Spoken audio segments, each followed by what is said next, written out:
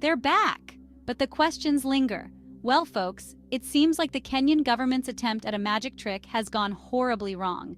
The 3 anti-government protesters who vanished into thin air last month have reappeared. Poof! Just like that. Bob and Njagi and the Longton brothers, Aslam and Jamil, are thankfully back among the living. They were found in Kiambu County, looking a little worse for wear, but alive. That's the good news. The bad news? No one seems to know where they've been or who took them. It's like a bad episode of Lost, but with less attractive scenery.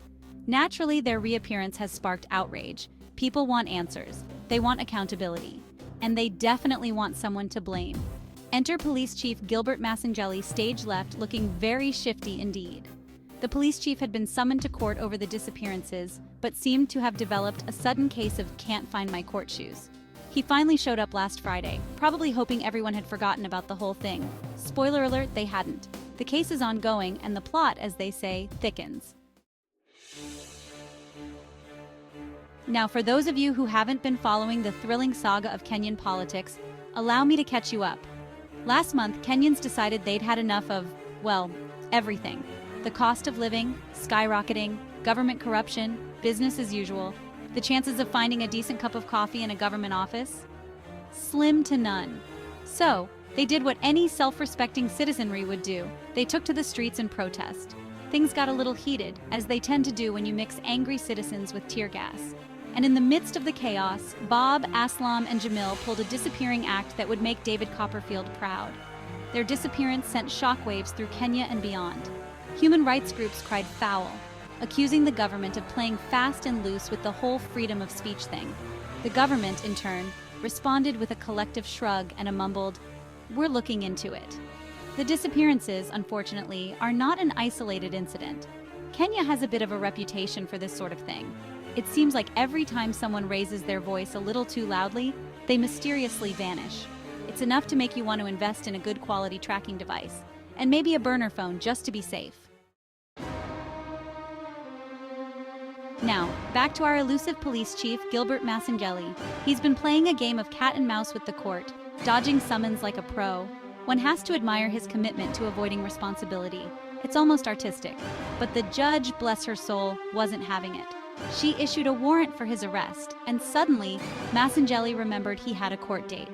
Funny how that works, isn't it?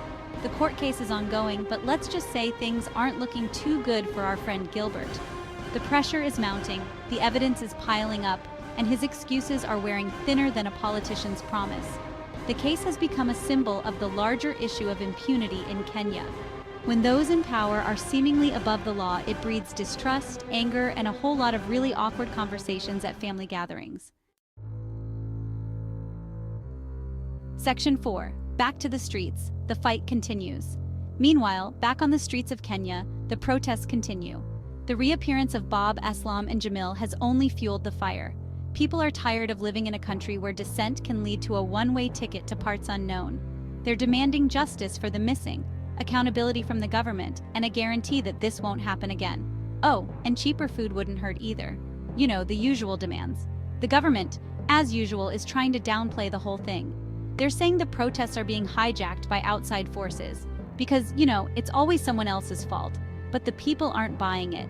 They're staying put, they're making their voices heard, and they're making it very clear that they're not going anywhere until they see some real change. Section 5. Laughter in the darkness. Finding humor in Kenyan politics. So, yeah, the situation in Kenya is pretty dire. But even in the darkest of times, it's important to find something to laugh about. Otherwise, we'd all just be crying in our chai tea. I mean, the whole situation with the police chief is almost comical. It's like a bad sitcom plot. And don't even get me started on the government's excuses. They're more recycled than a politician's campaign promises. Of course, we're not laughing at the suffering of the Kenyan people. We're laughing at the absurdity of it all, at the sheer audacity of those in power who think they can get away with anything. Laughter is our way of coping, of reclaiming our power, and of reminding those in charge that we're not going to be silenced. We're going to laugh in the face of injustice, dance in the streets for our rights, and eat a whole lot of corn while we're at it. Section 6. The world is watching. International pressure mounts. The situation in Kenya hasn't gone unnoticed by the rest of the world. International human rights groups are watching, foreign governments are expressing concern, and even my mom is asking me what's going on. The pressure is mounting on the Kenyan government to address the human rights concerns, investigate the disappearances, and, maybe try not to make international headlines for all the wrong reasons. But whether they'll actually listen is another story.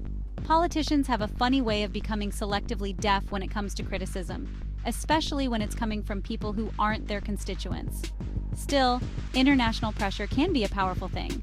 It can force governments to act, to be held accountable, and to maybe think twice before making people disappear again. Section 7. What's next for Kenya? So, what does the future hold for Kenya? That's the million-shilling question, folks.